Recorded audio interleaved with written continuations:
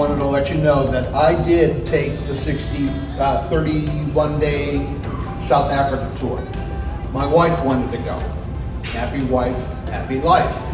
South Africa really did not have anything that I needed to see. Oh boy, was I wrong. It changed my life.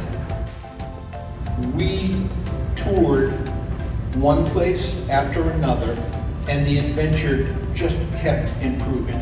We were in a beautiful hotel, and then they took us in the RVs, and we had lunch with the elephants. We basically fed them from our hands.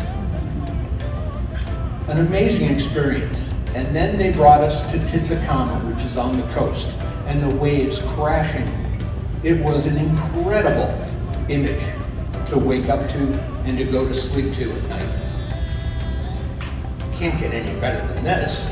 And then they had us walk with lions, and they brought over lion cubs that would sit in your lap, take a bottle, you could pet them.